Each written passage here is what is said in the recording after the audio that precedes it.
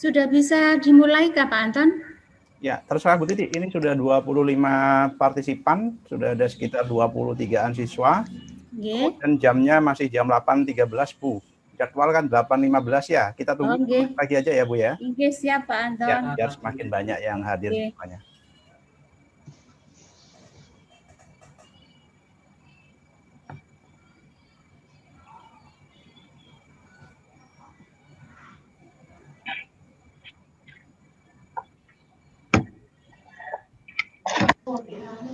Untuk share screen Bu Titi dicoba. Saya sudah set untuk bisa share screen Bu. Oke, siap Pak.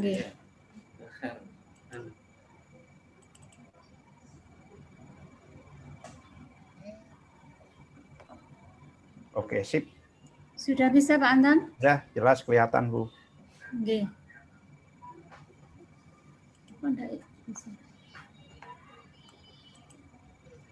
Oke, baik untuk anak-anak, nanti pada saat Bu Titi menjelaskan materi, mohon untuk mic di-off-kan semua ya, di-mute semua supaya tidak crowded. Nah, nanti pada akhir sesi materi atau di tengah-tengah materi mungkin ada yang tidak jelas dan butuh penjelasan lebih lanjut dari Bu Titi, enggak apa-apa diinterupsi dengan cara raise hand. Jadi ada fasilitas raise hand di situ atau bisa langsung ditanyakan, enggak apa-apa. Nah, nanti di akhir sesi ketika ada yang materi tidak mengerti, silakan disampaikan materi tersebut ke Bu Titi untuk mendapatkan penjelasan. Paham ya anak-anak ya?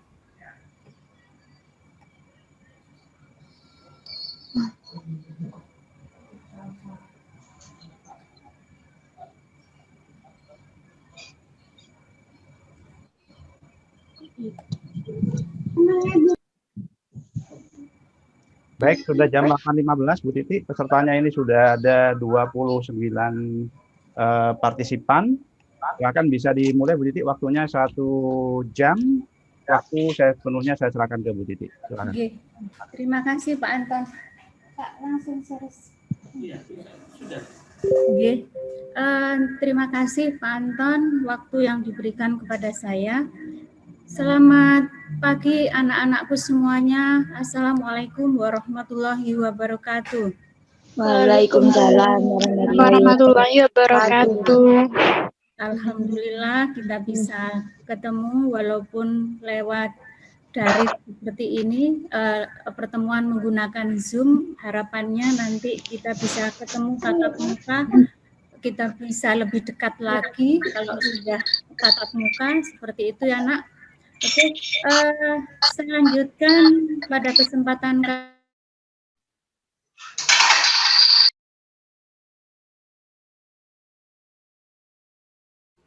Bu Titi, mic-nya di unmute dulu Bu.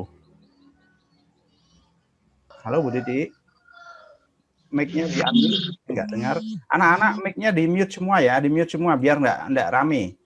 Kondisi anak-anak di mute, punya Bu Titi di unmute view. Halo Bu Titi suaranya tidak terdengar karena mic-nya dalam kondisi di mute. Nah, oke, sudah. Oke, silakan Bu. Oke. Sudah nggih Pak Anton? Sudah, ya. Oke. Terima kasih. Baik anak-anakku semuanya, semoga kalian selalu sehat untuk bisa beraktivitas. Pada kesempatan kali ini, Bu Titi akan memberikan materi kepada kalian tentang penanganan surat masuk sistem buku agenda. Pada pelajaran yang lalu kita sudah belajar mengenai peralatan kearsipan ya. Nah sekarang kita masuk pada materi yang berikutnya, yaitu penanganan surat masuk sistem buku agenda.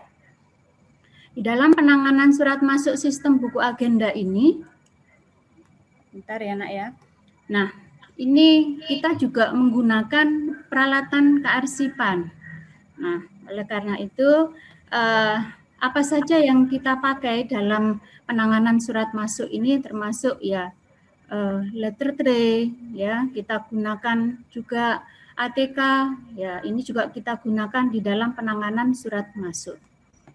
Oke, lanjut. Sekarang sebelum kita pelajari mengenai penanganan surat masuk menggunakan sistem buku agenda, akan saya jelaskan dulu yang berkaitan dengan surat. Yang pasti kalian sudah paham tentang surat ya. Surat itu adalah sesuatu sarana komunikasi untuk menyampaikan informasi tertulis dari satu pihak kepada pihak yang lain. Jadi surat itu adalah merupakan media yang sangat penting ya untuk kita sampaikan informasi itu kepada pihak yang lain. Nah, dengan pengertian surat seperti itu, maka surat itu sangatlah penting untuk kita urus, untuk kita buat agar supaya surat itu bisa kita manfaatkan dengan sebaik mungkin. Pada kesempatan ini saya jelaskan dulu mengenai kompetensi dasarnya, Nak. Kompetensi dasarnya adalah 3.4, ini penerapan penanganan surat masuk, kemudian untuk keterampilannya kalian mampu melakukan penanganan surat masuk, ini KD-nya. Kemudian tujuan pembelajarannya, nantinya setelah kamu belajar mengenai penanganan surat masuk, kalian bisa menjelaskan tahapan-tahapan penanganan surat masuk secara urut dan rinci. Kemudian dengan kamu belajar penanganan surat masuk, kamu mampu menerapkan bagaimana prosedur penanganan surat masuk. Ya, kemudian tujuan yang berikutnya, kalian mampu melakukan tahapan-tahapan penanganan surat masuk dengan tepat sesuai dengan standar prosedur yang benar. Kemudian yang keempat, melakukan penanganan surat masuk berdasarkan sistem buku agenda dengan benar. Jadi kalian mampu melakukan penanganan surat itu menggunakan sistem buku agenda. Ini untuk tujuan pembelajarannya. Lanjut yang berikutnya, penanganan surat. Sudah saya jelaskan tadi, Nak, bahwa surat itu merupakan suatu sarana komunikasi untuk menyampaikan informasi secara tertulis. Jadi kalau dengan seperti itu, dengan pengertian itu, berarti surat itu sangatlah penting, punya fungsi yang sangat penting. Berarti yang pertama, bisa sebagai merupakan alat penghubung, kemudian merupakan media komunikasi, kemudian menjadi duta bagi organisasi, karena dengan surat tidak perlu bertemu dengan orangnya, hanya dengan suratnya saja itu berarti sudah merupakan duta dari organisasi. Dan surat juga merupakan bukti historis, Nak. Jadi kalau misalkan ada pesanan surat berupa surat pesanan, nah itu bisa menjadi historis bahwa perusahaan tersebut misalnya pernah memesan suatu barang. Kemudian fungsinya juga sebagai bahan dokumen. Nah, itu adalah fungsi surat. Oke, kita lanjutkan berikutnya. Apa sih pengertian penanganan surat? Sekarang kita masuk ke penanganan suratnya. Semua kegiatan yang dilakukan sejak penerimaan surat masuk, pengelolaan atau penyelesaian hingga surat tersebut tersimpan. Jadi penanganan surat maksudnya itu kegiatan yang dilakukan dari surat diterima hingga tersimpan. Oke, saya lanjutkan lagi. Nah, kamu lihat ini gambar, Nak, ya. Gambar yang pertama, kamu perhatikan di situ betapa banyaknya surat yang bertumpuk-tumpuk. Nah, itu kalau seandainya kita bayangkan ada surat yang bertumpuk seperti itu, dokumen yang bertumpuk seperti itu, bagaimana kita akan mencari dokumen atau surat tersebut? Ada bagian yang dibutuhkan, akan sangat kesulitan sekali, Nak. Kemudian gambar yang kedua, walaupun di situ sudah ditata tetapi itu tidak bisa sulit saya kira untuk menemukan surat yang bertumpuk seperti itu. Nah, ini kalau kita tidak menanganinya, maka akibatnya adalah dokumen bisa hilang karena terselip-selip. Artinya surat itu yang kita inginkan, yang kita butuhkan itu bisa hilang. Dan kalau kamu lihat di gambar 1, itu pegawainya jadi stres, Nak. Nah, itulah akibatnya kalau surat tidak bisa ditangani dengan baik, termasuk dokumen-dokumen yang lain juga. Nah, oke, lanjut. Sekarang, makanya kita harus melakukan penanganan surat dengan baik. Untuk surat masuk, karena kita akan mempelajari penanganan surat masuk menggunakan sistem buku agenda, maka apa yang dimaksud dengan surat masuk yaitu surat yang diterima oleh organisasi yang berasal dari seseorang atau dari organisasi. Ya. Nah, untuk pola penanganan surat masuk itu ada 2, Nak, pola sentralisasi dan pola desentralisasi. Maksudnya itu gini, jadi kalau di organisasi penanganan surat masuk itu apakah disentralkan atau didesentralisasikan, itu ada 2 pola. Jadi kalau disentralkan berarti penanganan surat masuk itu difokuskan pada satu bagian saja. Nah, kalau didesentralisasikan maka penanganan surat masuk itu diurus oleh masing-masing bagian di dalam organisasi. Itu disebut dengan pola desentralisasi. Oke, lanjut. Nah, kita sekarang masuk pada materi. Sistem penanganan surat masuk, ya, itu ada 2 sistem, Nak. Sistem yang pertama namanya buku agenda. Kemudian sistem yang kedua namanya kartu kendali. Kalau yang sekarang, sistem buku agenda itu dikenal dengan pola lama. Sementara kalau sistem kartu kendali itu merupakan pola baru, merupakan sistem baru. Nah, kalau buku agenda ini biasanya itu digunakan untuk kantor-kantor yang kecil, yang penanganan suratnya dalam artian volume suratnya tidak banyak, itu menggunakan sistem buku agenda. Nah, kalau yang pola baru ini, kenapa dengan adanya pola baru, adanya sistem baru, itu karena ketika organisasi itu penanganan suratnya cukup banyak, cukup luas, itu sistem buku agenda sudah tidak bisa digunakan lebih. Nah, yang ada yang lebih baru yang namanya sistem kartu kendali. Ini di SMK 1 itu sudah menggunakan sistem kartu kendali. Nah, sebelum kita belajar tentang sistem kartu kendali, kita perlu belajar dulu sistem yang lama, yaitu sistem buku agenda. Walaupun dikatakan lama, tetapi sampai sekarang masih banyak organisasi yang tetap menggunakan buku agenda. Karena dengan buku agenda itu lebih mudah. Oke, kita lanjutkan. Apa prosedurnya penanganan surat masuk dengan sistem buku agenda? Ini ada 6 prosedur, Nak.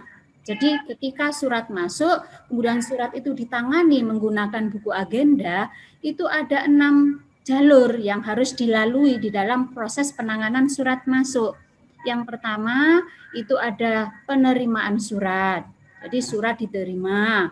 Kemudian setelah surat diterima dilakukan penyortiran surat. Setelah surat disortir, baru berikutnya dilakukan pencatatan surat. Setelah surat dicatat, baru dilakukan pengarahan surat. Setelah dilakukan pengarahan, bagian pengarah mengarahkan surat untuk disampaikan. Suratnya itu kepada orang yang berhak untuk menindaklanjuti surat. Kalau suratnya sudah selesai ditindaklanjuti, baru berikutnya surat tersebut disimpan. Tentunya nanti penyimpanannya ya menggunakan sistem penyimpanan, ya bisa menggunakan sistem kronologis, sistem subjek, itu akan kita pelajari sendiri nanti. Jadi inilah 6 prosedur yang harus kita lalui di dalam penanganan surat masuk menggunakan sistem buku agenda. Kita pelajari satu persatu tugas masing-masing dari 6 jalur tersebut. Nah, kita mulai dari yang pertama. Yang pertama adalah penerimaan surat. Seperti biasa ketika di instansi itu surat datang ke instansi atau ke kantor. Siapa yang berhak menerima, yang biasanya yang menerima surat tersebut adalah yang pertama bisa Pak Satpam, kemudian yang kedua bisa bagian resepsionis. Kenapa harus Pak Satpam? Itu karena sangat berdekatan dengan pintu masuk kantor, Nak. Jadi ini bisa, nah ini bisa dilakukan oleh Pak Satpamnya atau memang yang berhak itu resepsionisnya gitu. Terus apa kegiatan yang harus dilakukan, apa tugasnya? Nah, tugasnya bagian penerima surat. Yang pertama ya, jadi kalau itu Pak Satpam misalnya atau resepsionis, kamu nanti biasanya sebagai lulusan dari SMK bertugas di bagian resepsionis, yang tugas kamu adalah yang pertama mengumpulkan surat masuk, kemudian menghitung jumlahnya, surat masuknya ada berapa, dihitung, kemudian dilihat ketepatan alamatnya. Jadi kita nggak boleh langsung diterima aja, oke terus diterima, terima kasih Pak gitu. Kalau ada bagian kurir yang ngantar gitu, nggak boleh langsung gitu. Kita periksa dulu, kita teliti alamatnya. Apakah benar, misalnya kalau ke SMK 1 dilihat apa benar ini SMK 1. Oh ya, kalau sudah benar, tepat alamatnya, kita terima suratnya. Kalau nggak benar ya kita kembalikan kepada kurirnya atau Pak Pos.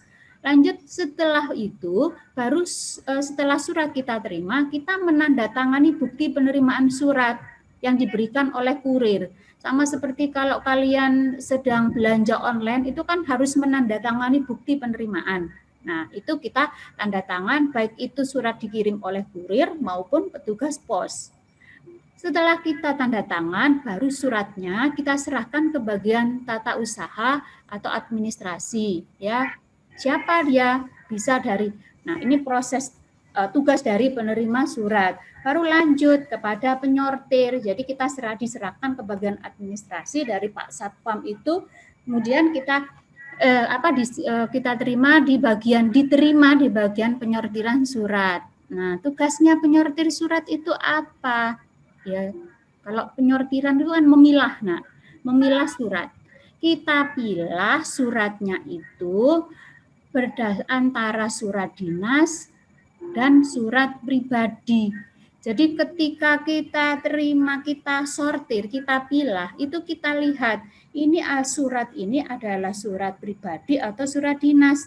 Kalau surat pribadi itu langsung diberikan kepada penerimanya, Nak. Jadi bagian penyortir ini langsung menyerahkan surat pribadi kepada pemiliknya. Yang kita urus adalah surat dinas, karena surat dinas itu ada 3 kategori. Ada surat dinas biasa, ada surat dinas penting, ada surat dinas rahasia. Jadi ada 3 golongan surat dinas ini. Itu. Nah, kalau misalnya suratnya itu surat rahasia, tapi memang seandainya gini, Nak, untuk surat rahasia itu kadang di halaman depan, di amplop depan itu sudah tertulis rahasia RHS, itu langsung diberikan kepada pimpinan. Itu. Ya. Oke, kita lanjut dulu. Setelah dilakukan penyortiran, baru berikutnya pencatatan. Ya. Jadi setelah melalui penyortir, maka surat itu diserahkan kepada pencatat. Apa kegiatan pencatat? Nah, surat yang sudah diterima yang merupakan surat dinas tadi, baik itu dinas biasa, penting atau rahasia, dibuka. Nah, Saya ulang lagi, untuk yang rahasia. Jika suratnya itu rahasia tertulis di depan, kita nggak boleh membukanya. Surat tersebut harus diserahkan kepada pimpinan. Tetapi ketika halaman depan tidak ada tulisan RHS-nya, maka kita buka surat tersebut. Semua surat dinas tersebut kita buka. Nah, pada saat kita buka, masih dengan surat rahasia, ternyata di dalamnya ada double amplop lagi. Nah, itu berarti surat rahasia. Kita nggak boleh membukanya untuk yang berjenis rahasia. Yang jenis surat biasa, penting itu yang kita baca suratnya. Kemudian setelah kita buka, kita baca, kita periksa lampiran apakah sesuai atau tidak lampirannya. Ya, setelah itu kita catat suratnya ke dalam buku agenda. Kalian tahu, kemarin sudah pernah materinya saya kirim share ke kalian bahwa buku agenda itu ada 3 macam. Buku agenda tunggal, buku agenda kembar, dan buku agenda berpasangan. Lantas mau yang mana, Bu? Yang mau dicatat di yang mana? Apakah di buku agenda kembar, atau buku agenda berpasangan atau tunggal? Tergantung dari instansi tersebut, dari kantor tersebut, maunya yang mana, gitu. Ya, boleh masing-masing ini boleh diambil salah satu, gitu. Nah, setelah dicatat, Nak, suratnya, oke. Langsung langsung diberi stempel buku suratnya itu sebagai bukti bahwa surat tersebut sudah dicatat. Ya, jadi setelah surat dicatat ke dalam buku agenda, baru berikutnya dibubuhkan stempel agenda namanya. Contohnya yang apa? Ini contohnya buku stempel agendanya. Stempelnya kecil, Nak, nggak besar kayak gini. Kita tempatkan di mana stempelnya? Kita tempatkan di bagian yang kosong di dalam surat itu. Biasanya di bagian bawah, tengah gitu ya, itu kosong biasanya. Jadi kamu stempel itu ditempatkan di tempat-tempat yang kosong pada surat. Nah, stempel agenda ini membuktikan bahwa surat sudah dicatat, gitu. Ya, isinya apa? Yaitu di situ harus dikasih nomor suratnya, tanggal suratnya, mau diteruskan kemana, paraf itu bagian yang mencatat itu tadi, yang mengagenda itu tugasnya untuk memberi paraf, berarti surat sudah dicatat. Oke, lanjut. Nah, tadi kan ada proses pencatatan. Pencatatannya boleh di buku agenda tunggal, boleh di buku agenda kembar, dan juga boleh di buku agenda berpasangan. Nah, apa arti masing-masing pengertiannya? Modelnya bagaimana, Bu? Kalau buku agenda tunggal itu adalah buku yang digunakan untuk mencatat semua surat masuk dan semua surat keluar itu jadi satu secara berurutan. Berurutan itu maksudnya begini, Nak.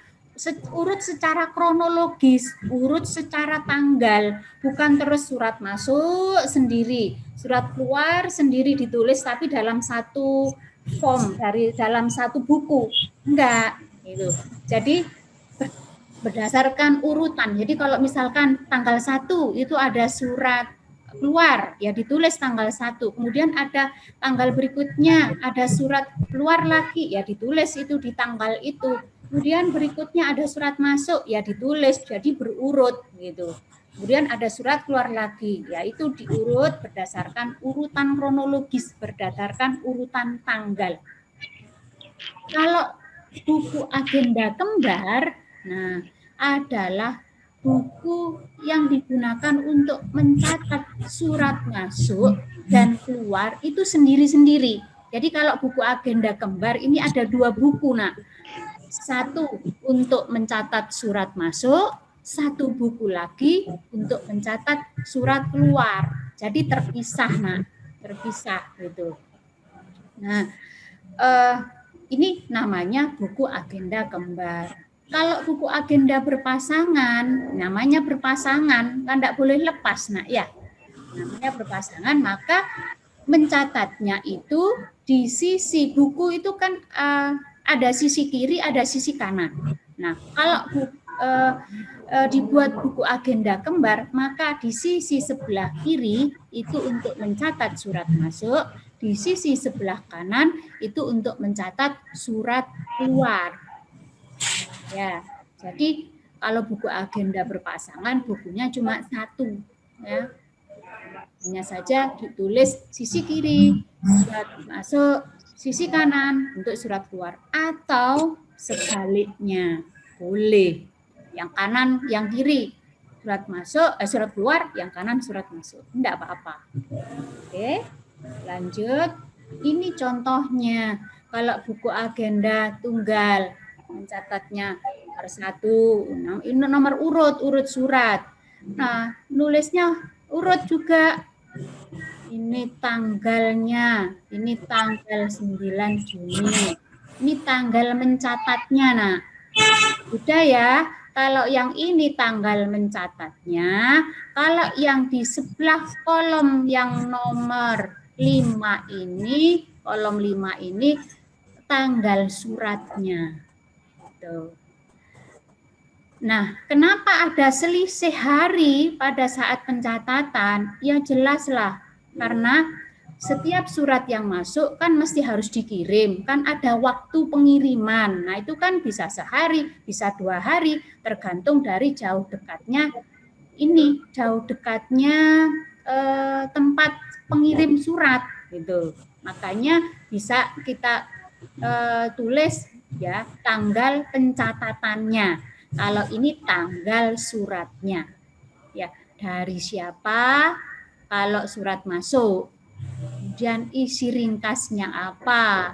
Kode jangan diisi dulu lah, karena kamu masih belum belajar tentang sistem kearsipan. Oke. Yang nomor 2 misalnya ada surat lagi tanggal lama nggak ada, baru tanggal 22 Juni. Ini kita mengirim surat. Nah, ini kenapa tanggalnya sama? Nah, karena memang pada saat kita selesai membuat surat, instansi atau kantor membuat surat, kan langsung dikirim. Maka tanggal pencatatannya sama, gitu. Oke, ya, seperti itu. Nah, kemudian nomor 3, ada surat lagi, surat masuk. Nah, ya dicatat, jadi diurut secara kronologis seperti ini. Tuh, ini namanya buku agenda tunggal. Lanjut berikutnya, ini buku agenda kembar. Saya katakan tadi bahwa buku agenda kembar itu dicatat sendiri-sendiri.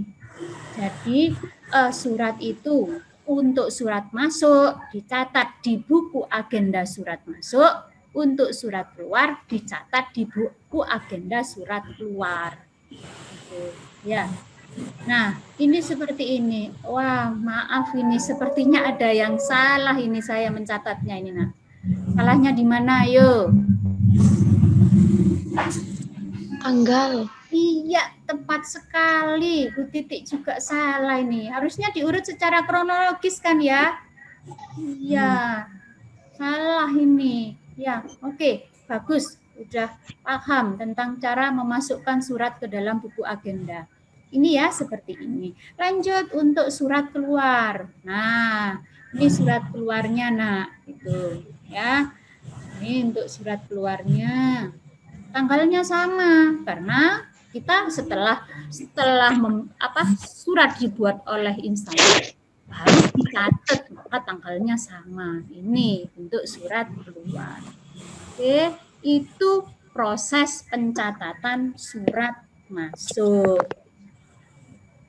tugasnya dari pencatat. Kita lanjut kepada pengarah surat.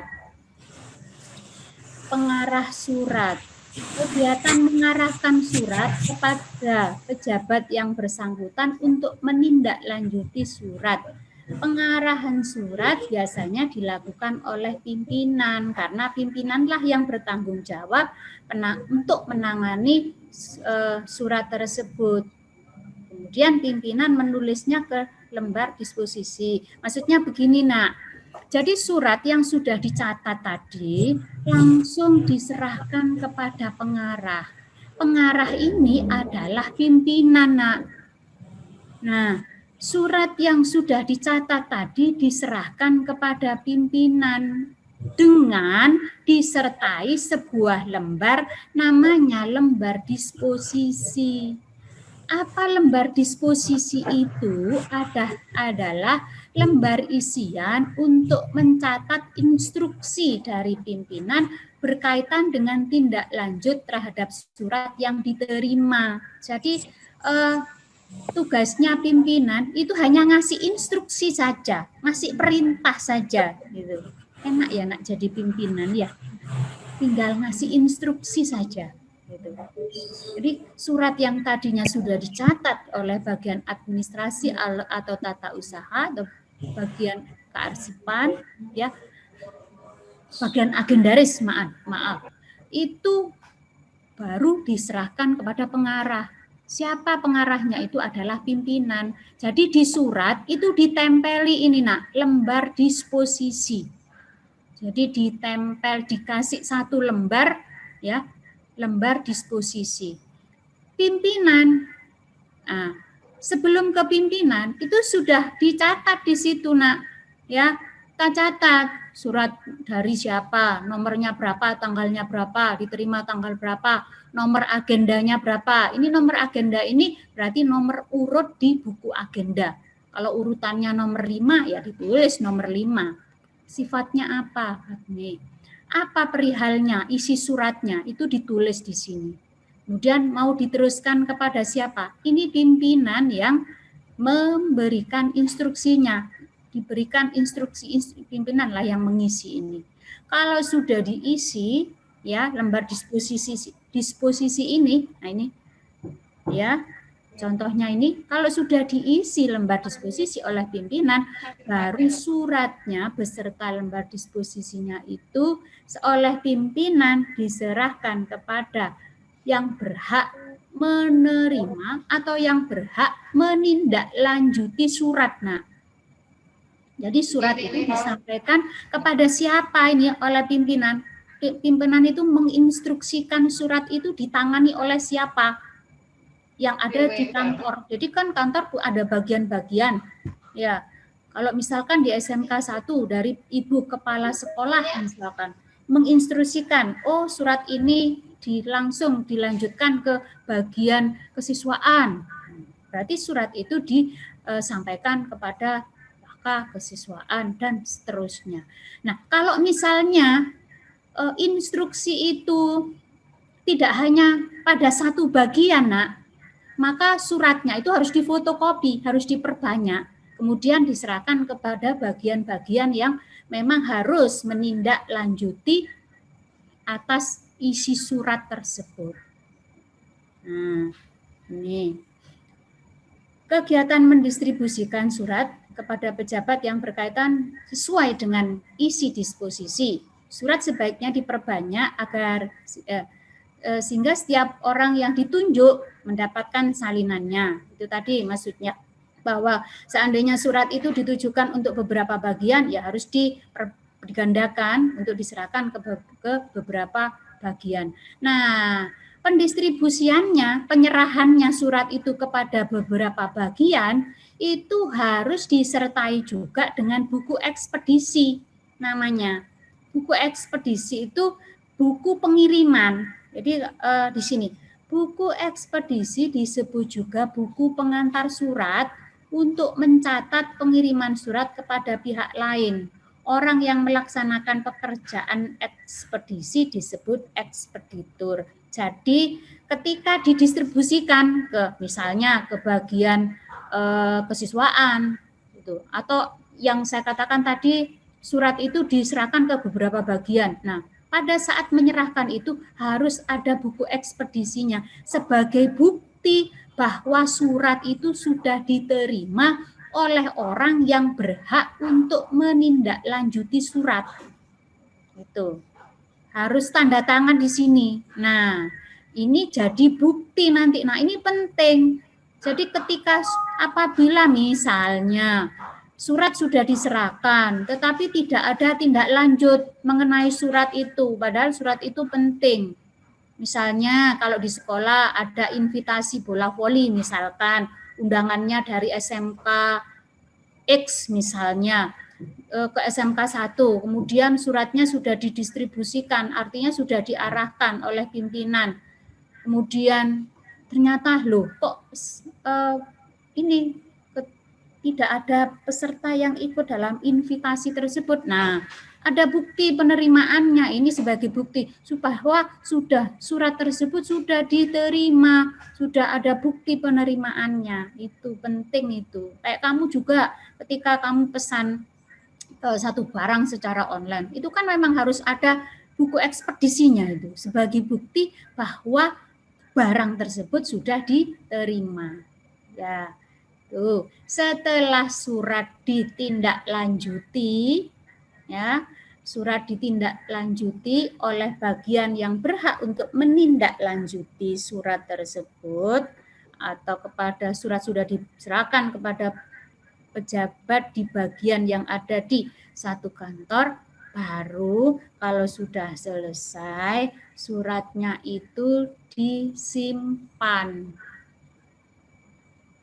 Penyimpanan surat adalah kegiatan menyimpan surat dengan menggunakan sistem tertentu agar saat diperlukan dapat cepat dan tepat ditemukan. Setelah surat masuk ditindaklanjuti, maka surat masuk tersebut sudah siap untuk diarsipkan atau surat tersebut diproses.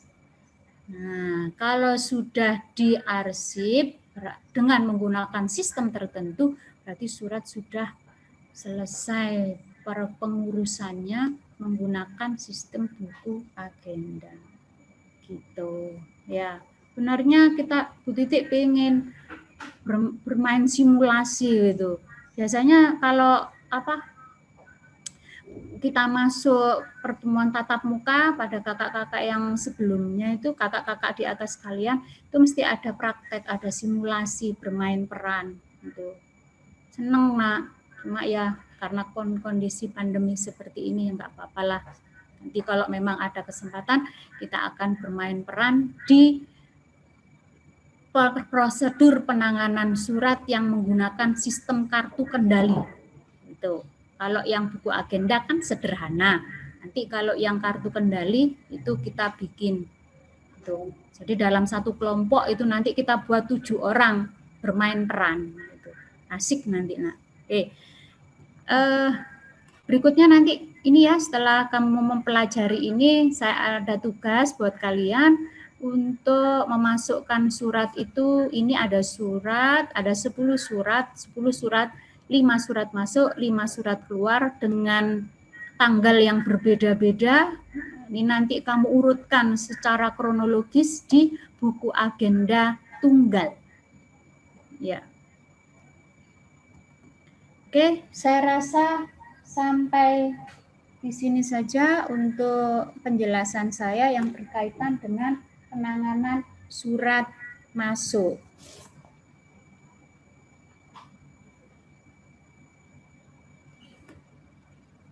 Baik nak, kalau ini barangkali di antara kalian ada yang ingin bertanya.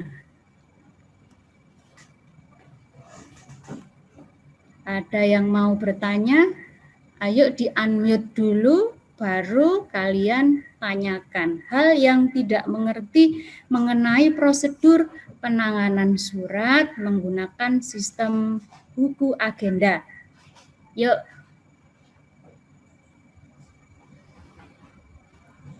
Kalau mau tanya langsung di unmute Anggun, ya. Anggun mau tanya? Anggun Dewi Cantika? Enggak. Ayo, yang lain siapa? Ayo, siapa yang mau tanya ini? Bu Titik tunggu.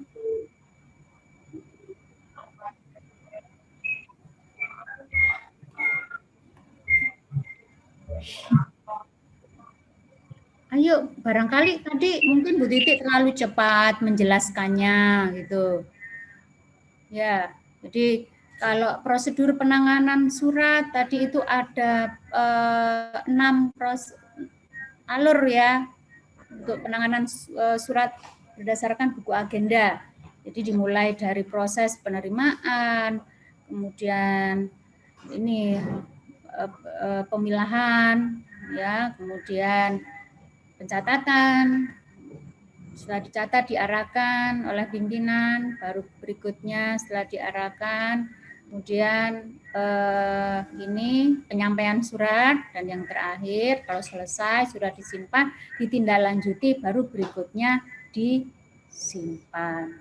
Ini juga ini contoh. Nah, ini contohnya. Nah, ini ada contoh lembar disposisi. Jadi ini kalau ada surat ini namanya lembar disposisi. Ini lembar perintah dari pimpinan. Ya, ini saya ambil dari sekolah kita. Ini menggunakan lembar disposisi. Ini lembar disposisi. Ayo, ada yang mau tanya? Adinda Nuril kayaknya ini. Ya, oke. Boleh nak, silakan nak. Kalau penjelasan secara singkatnya, bagaimana prosedur pengurusan surat masuk menggunakan buku agenda? Bagaimana prosedur pengurusan surat masuk menggunakan buku agenda? Oke, itu saja? Ya. Oke, baik. Oke, mungkin Bu Titik tadi terlalu cepat menjelaskannya barangkali. Ini, oke, kita ke atas dulu ya. Kita lihat di sini. Bentar. Nih. Jadi kalau misalkan penanganan surat itu menggunakan buku agenda, maka prosedurnya ini tadi ya, dimulai dari penerimaan surat. Siapa yang menerima surat itu? Adalah bagian resepsionis atau Pak Satpam itu. Karena Pak Satpam itu lebih dekat dengan ini kantor ya. Oke. Setelah diterima oleh penerima surat, kemudian penerima surat ini, Pak Satpamnya ini menandatangani bukti penerimaan surat. Ya, namanya buku ekspedisi itu yang menjadi pemilik yang dari instansi atau kurir yang dikirimkan oleh instansi lain ke instansi kita misalnya. Setelah surat diterima oleh resepsionis atau Pak Satpam, kemudian surat tersebut diserahkan kepada bagian penyortir. Tetapi sebelum diserahkan, dicek dulu alamatnya. Benar enggak ini punyanya SMK 1 misalnya? Kalau benar, oh berarti ini surat sudah perlu diserahkan kepada penyortir. Nah, kalau sudah diterima oleh penyortir, baru surat itu dipilah-pilah, disortir. Surat ini apakah surat dinas atau surat pribadi? Kalau surat pribadi, ya harus diserahkan kepada pemiliknya. Kalau surat dinas, langsung diserahkan kepada pencatat. Nah, kemudian di bagian pencatat, surat dibuka. Sebelum dibuka suratnya, surat dinas itu dicek apakah surat dinas itu, karena surat dinas itu kan ada 3, nak. Ada surat dinas biasa, ada surat dinas penting, ada surat dinas rahasia. Kalau surat dinas biasa dan penting itu nanti dikatakan biasa atau penting, itu dilihat dari isi suratnya, nak. Nah, kalau surat rahasia, ini dilihat dari amplopnya dulu. Kalau amplopnya itu merupakan ada tulisannya RHS, itu enggak boleh dibuka. Atau ketika dibuka, ada amplop double di bawahnya, itu enggak boleh dibuka juga. Surat rahasia harus diserahkan kepada pimpinan langsung. Karena itu surat dinas, pasti untuk pimpinan. Nah, untuk yang biasa atau yang penting itu dilihat dikatakan biasa atau penting itu dari proses dibaca itu oleh pencatat. Nah, biasanya kalau surat biasa itu biasanya misalkan surat pemberitahuan itu surat biasa. Kalau surat penting misalnya surat pesanan ya itu penting itu. Kalau sudah, baru dicatat di bagian pencatat. Kalau dibuka, dilihat, dicatat. Yang dicatat adalah surat biasa dan surat penting itu dicatat. Kalau menggunakan buku agenda, tidak terlalu memperhatikan antara surat penting dan surat biasa. Nah, yang nanti yang perlu diperhatikan itu pada saat pencatatan di ini sistem kartu kendali. Kalau pakai kartu kendali itu memang diteliti betul gitu. Nah, kalau di buku agenda ini hanya pokoknya bukan surat rahasia, ya sudah dicatat di bagian pencatat. Nah, suratnya dicatat gitu ya. Kalau sudah dicatat ya, kemudian nyatetnya di mana ya? Tadi itu boleh buku agenda tunggal, agenda kembar, agenda berpasangan. Setelah dicatat, dari proses pencatatan itu surat sebelum diserahkan kepada pengarah, surat itu harus disertai lembar disposisi. Nah, apa itu lembar disposisi? Adalah lembar instruksi pimpinan. Jadi pimpinan nanti nggak perlu membaca suratnya sudah, tinggal melihat disposisi itu. Karena di lembar disposisi itu sudah terangkum surat. Jadi sudah ada apa isi suratnya itu apa. Jadi yang benar-benar bertugas untuk teliti itu di bagian pencatatan. Karena nanti pimpinan nggak perlu lihat suratnya, tinggal lihat disposisinya itu. Jadi disposisi itu sudah mewakili dari isi surat. Nah, sama pimpinan, pimpinan nggak perlu membaca panjang lebar dong, namanya pimpinan. Pimpinan itu harus dienakkan ya. Jadi dibaca sebentar, oh ini langsung apa instruksinya, perintah dari pimpinan itu ditulis di lembar disposisi itu. Kemudian dari isi disposisi itu akan nampak jelas surat itu mau diberikan kepada siapa. Dari pengarah ini surat dikembalikan kepada pencatat. Nah, pencatat itu yang akan menyerahkan. Jadi bukan pimpinan yang menyerahkan gitu. Biasanya di tata usaha itu langsung ini disposisinya mau surat ini harus ditangani yang berhak menindaklanjuti bagian ini atau bagian itu gitu. Baru sudah disampaikan suratnya. Kalau surat sudah diterima, ditindaklanjuti, sudah dilaksanakan semua yang ada di surat tersebut, baru surat tersebut disimpan kalau sudah selesai, kalau sudah proses penanganannya sudah selesai, baru disimpan. Kan disimpan ya apa, masa ditumpuk kayak gambar tadi? Ya enggak lah. Nyimpannya pakai sistem penyimpanan. Ya, entah itu pakai kartu entah sistem ini subjek, sistem nomor, sistem tanggal, sistem wilayah, tergantung dari nanti model jenis suratnya ya, atau instansi tersebut mau menggunakan sistem penyimpanan menggunakan sistem apa itu. Gimana Dinda Nuril? Sudah jelas atau masih ada yang belum jelas, Nak?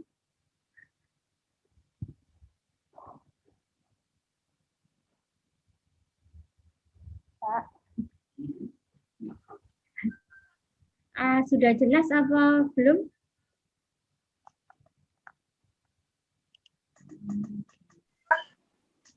Ya. Gimana? Dinda Nuril? Sudah jelas, Nak? Sudah? Oke. Yang lain barangkali masih ada yang mau tanya.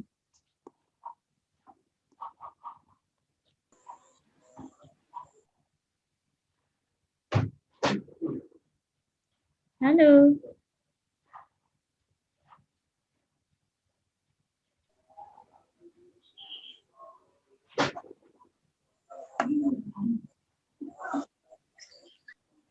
Oke. Masih ada yang mau tanya?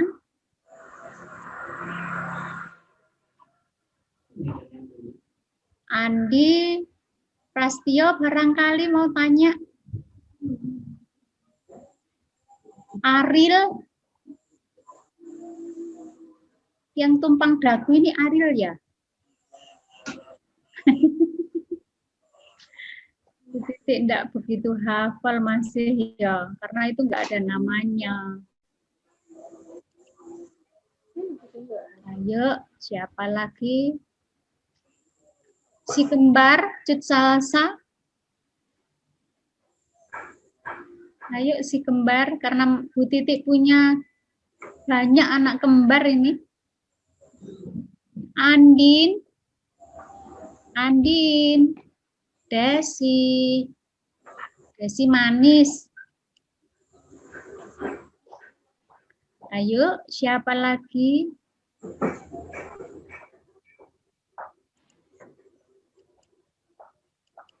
Sudah nggak ada yang tanya ini kayaknya. Enaknya ketemu kayak. Kalau ketemu sama Bu Titik, lebih banyak tanya. Kalau pas ketemu aja gitu mungkin ya.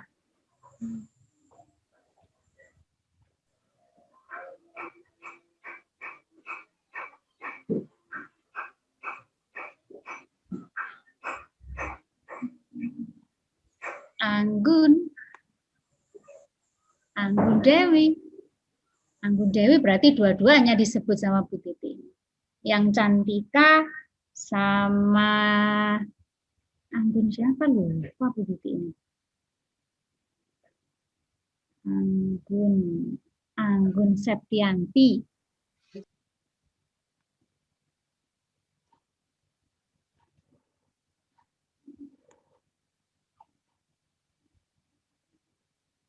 Sepertinya sudah tidak ada yang bertanya ini Pak Anton.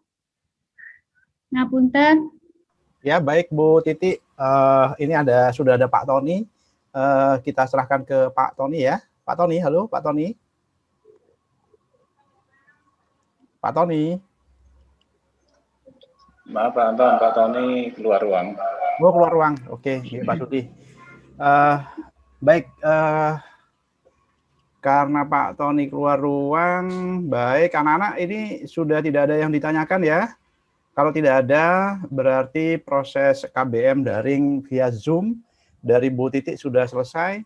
Nah, anak-anak sekarang bisa meninggalkan ruang Zoom ini dengan cara kalau pakai HP itu di pojok kanan atas ada tulisan leave. Nah, itu diklik dan boleh meninggalkan ya.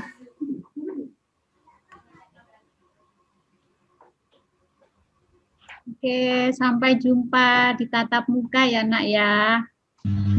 Ya Bu. Ya, Titik kangen sama kalian. Saya kangen kalian nak. Sama Bu.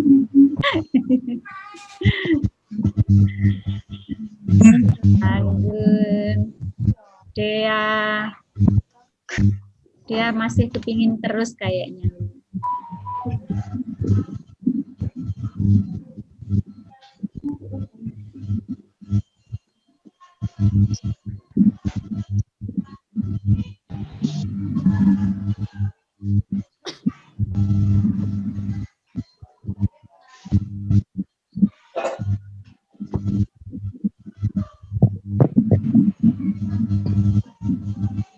Anak-anak silahkan boleh meninggalkan ya.